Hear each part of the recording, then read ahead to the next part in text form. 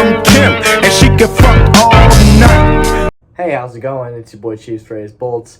I gotta tell you, I'm thrilled to be back for the 2022-23 NFL season, and I'm excited to be recapping all the Chiefs games for yet another year. I haven't made a video since the Stanley Cup ended back in late June. Part of the reason is that I wanted to enjoy the remainder of the summer. If you couldn't tell, the setup is just a little bit different. That is because I am now living at the University of South Florida in Tampa. I'm a student here, so I'm definitely excited about that, but life has just been a little bit busy since all this began. So part of the reason as to why I have not uploaded in a couple of months, but I'm very excited to be back. I'm very excited to be talking about the Chiefs. I'm very excited to be talking about this Week 1 game.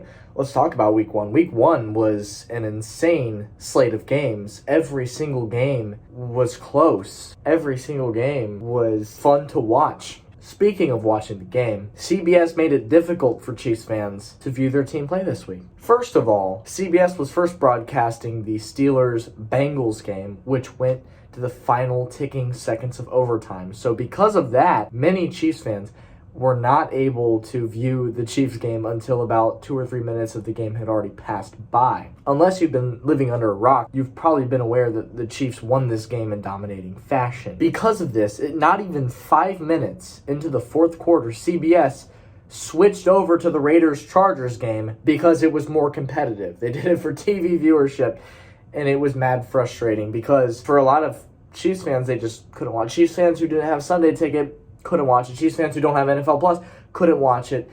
For me, I had to put on the NFL Game Mix channel, which showed 4 games on one screen. So I had to watch the entire fourth quarter on the top left corner of my TV screen. It was, again, very frustrating. It's a good problem to have because, it shows that your team is doing well if they're switching games for competitive reasons. But anyways, let's get into the game. The Chiefs are a bit different this year. The main reason is this offseason, they lost the superstar in Tyreek Hill. Despite losing Hill, and there's been a lot of talk this offseason, the Chiefs are going to be really bad because, they lost Tyreek Hill. And there's a fair share of people who claimed that Mahomes put up the numbers that he did because of Tyreek Hill. That didn't seem to be the case at all today because Mahomes had 5 pass touchdowns today, all to different players. So it kind of seems to me that without Tyreek, that allows the Chiefs offense, that allows Mahomes to spread the ball more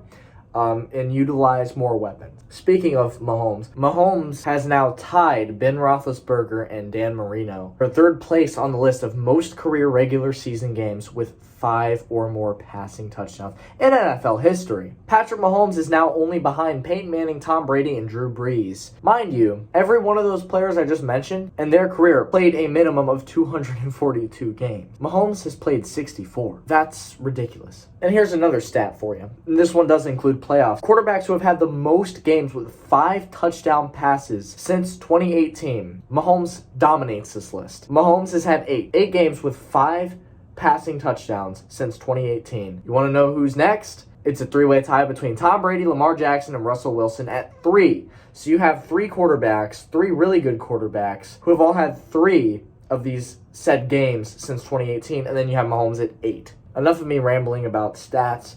Let's get into the game itself.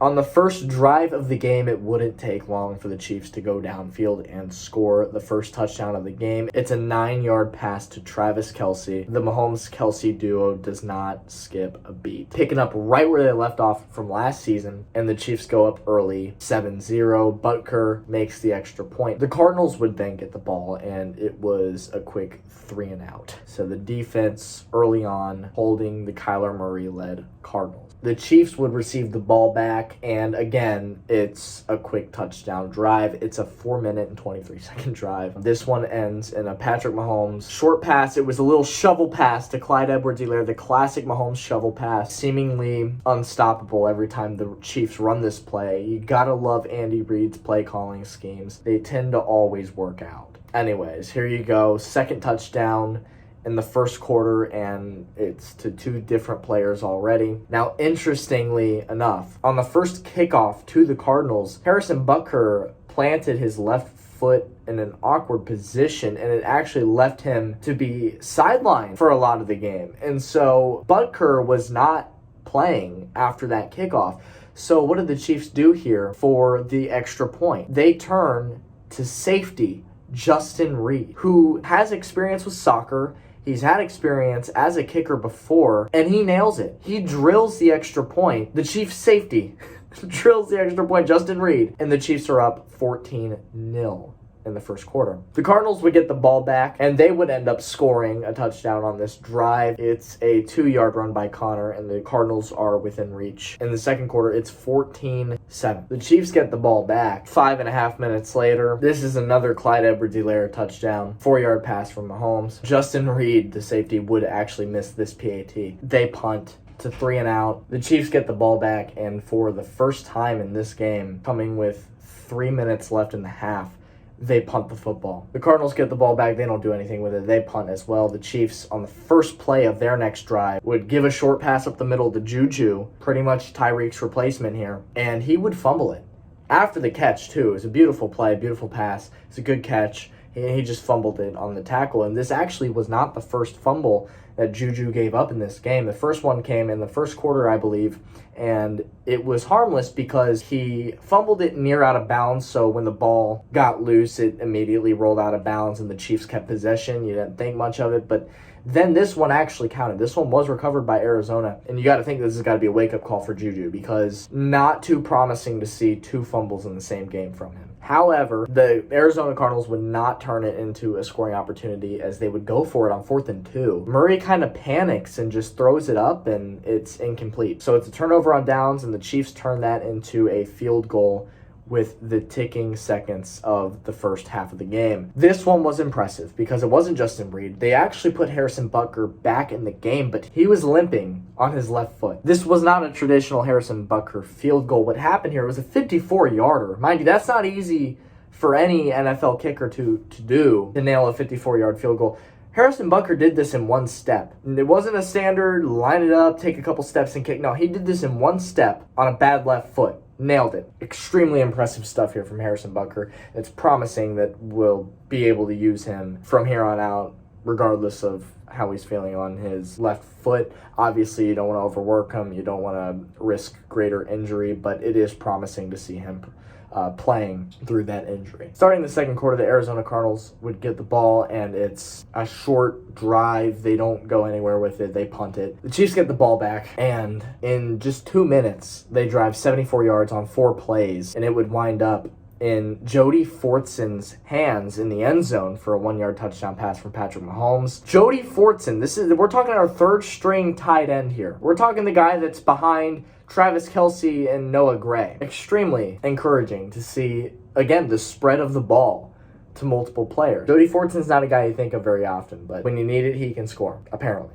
It's 37. Harrison Butker kicks the extra point. It's, 37. And the Cardinals would get the ball back, and it's a 3 and out. So the defense has been nothing short of fantastic for the Chiefs in this game thus far. The Chiefs get the ball back, and they're not letting off the gas at all. It's a near 5-minute drive, 8 plays, and yet another touchdown. This one to a player that I've been critical of since he became a Chief, Mecole Hardman. Wasn't anything crazy, just a 2-yard pass from Patrick Mahomes, but Mecole Hardman, he gets a touchdown. I hate it, but he is the wide receiver 1 this year, bearing the leave of Tyreek Hill. Hardman's the guy that has to step up, and I was so convinced midway through last season that the Chiefs were on their way to cutting him soon. This is my greatest fear, Hardman becoming the number 1 receiver. Oh boy, I hope he got a lot of off-season practice. I hope more than anything he practiced holding the football, not dropping it,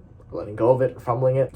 It's frustrating to watch him play, or it has been so far, but I don't have any complaints about him in this game. We'll just have to see how he holds up. It's 37-7 in the third quarter. The Cardinals would get the ball, and they would kill a lot off the clock. 6 minutes, 14 plays, and they would end up getting a touchdown as well. It was a Kyler Murray pass to Brown, 6 yards. They get the 2-point conversion to make it a 37-15 ball game. Now, the Chiefs get the ball back, and they show no mercy. No mercy whatsoever. It's the start of the fourth quarter. 9-play, 5-minute, 13-second drive, and we got the rookie, the second-round draft pick by the Chiefs this year, Isaiah Pacheco, with a 3-yard rushing touchdown. And I gotta say, Pacheco balled out in this game. Although he didn't get as many carries as maybe Juju would have, or Hardman, or obviously Travis Kelce, the carries that Pacheco did get, he made something happen with all those carries. He ended up milking more yards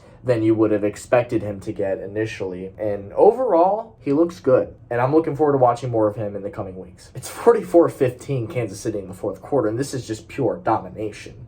Like, this is not even a ball game anymore. Cardinals get the ball back, and they're not going to stop fighting. They get a touchdown on a 6-play, 2.5-minute drive. It's Zach Ertz's touchdown pass from Kyler Murray. The 2-point conversion fails, and it's 44-21. The Chiefs get the ball back, and they say, screw it. We don't need Mahomes anymore. We don't need Kelce. We don't need any of our starters. This game's over. They put Chad Henne in. They put the backups in. They start treating this like it's a preseason game. And you're not going to expect them to score touchdowns, and that they did not do. But they did basically what you asked them to.